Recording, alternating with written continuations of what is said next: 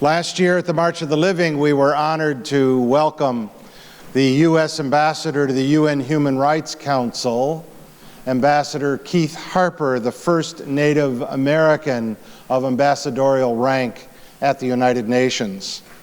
And today we are especially honored to receive remarks from Ambassador Samantha Power, the U.S. Ambassador to the United Nations.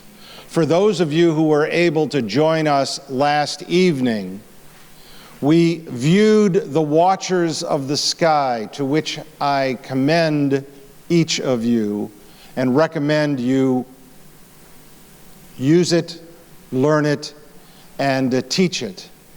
Ambassador Power presented during that movie last evening a compelling narrative, as did others such as Professor Ocampo, who will also be with us today. By video, Ambassador Samantha Power. Let me begin by thanking the March of the Living and the Raoul Wallenberg Centre for Human Rights for giving me the honor of speaking with you today, and more importantly, for organizing this really important conference and the deeply impactful ritual of the annual March of the Living. I wish I had been able to join you in person. I wish I could have marched by your side. I'd also like to extend my deepest gratitude to the survivors who are present. To simply have survived what you did, as we say around this time of year, would have been enough. Yet to retrace the horrors that you and your loved ones were forced to endure and to share them with others so that future generations will be inspired to prevent people from experiencing what you did, it is truly awe-inspiring, and we are hugely grateful. On February 27, 1946, the 69th day of the Nuremberg Tribunal, prosecutors called Abraham Suskever to the witness stand. A 33-year-old poet who had lived in Vilna throughout the Nazi occupation, Suskever was the first Jew and survivor to testify at Nuremberg. Twice, the presiding judge asked Suskever to sit as he spoke before the tribunal, and twice Suskever refused, instead choosing to stand throughout his testimony.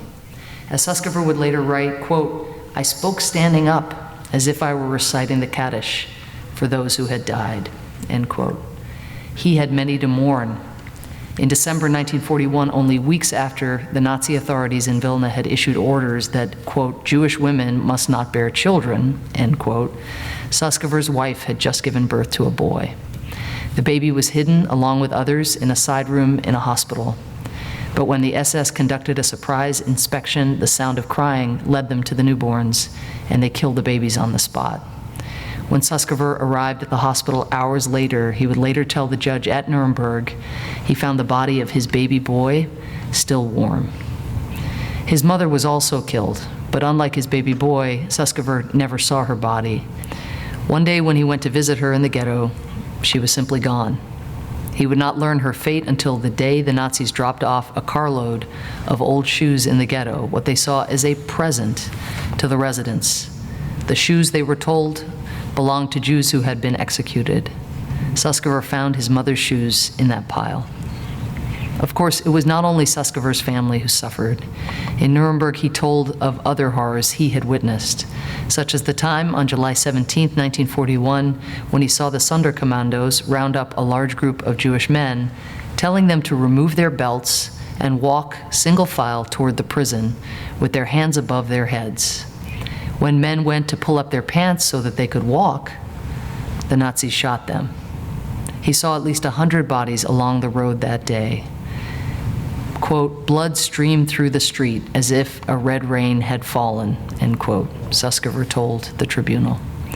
Of the estimated 80,000 Jews who had lived in Vilna at the beginning of the occupation, Suskever estimated less than 1,000 survived.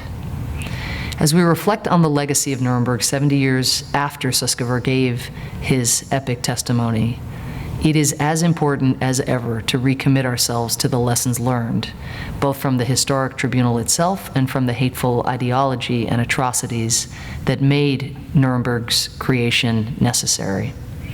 The first lesson is the critical importance of preserving and retelling accounts like Suskever's, particularly for younger generations removed from the Holocaust.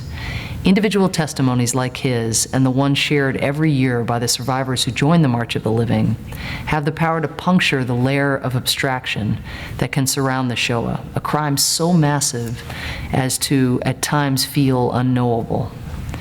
By giving us a window into the overwhelming anguish experienced by a single individual, these accounts make more tangible the immeasurable suffering and evil that the Holocaust represents. The second lesson is the absolute imperative of seeking justice for mass atrocities. The idea behind the Nuremberg Tribunal that the international community has a stake in holding accountable those who commit such unthinkable crimes undergirds many of the norms and institutions that we have helped create since the Second World War.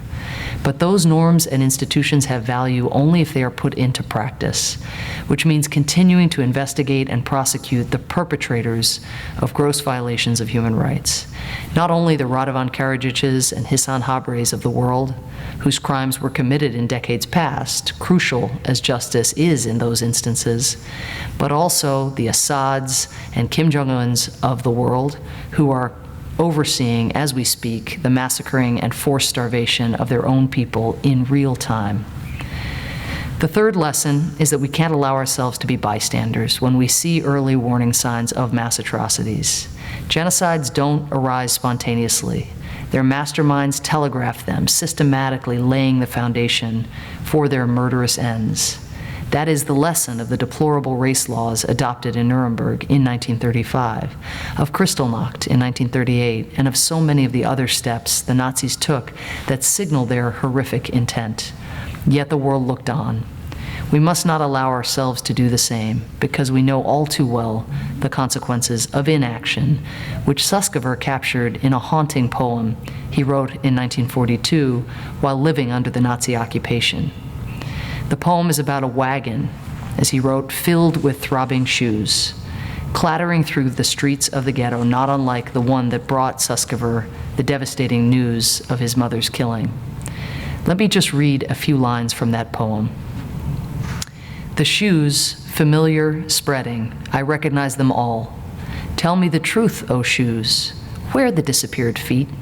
The feet of pumps so shoddy, with button drops like dew. Where is the little body? Where is the woman too? All children's shoes, but where are the children's feet? By hearing the accounts of survivors and retracing their steps as the March of the Living does, we feel for just a moment the infinite loss represented by all of those empty shoes. We, like Suskever, recognize them all. We feel what it would be like if those shoes belonged to our own sons and daughters, our sisters and brothers, our mothers and fathers. And we are more determined than ever to helping ensure that no one should have to ask, where the disappeared feet? I thank you.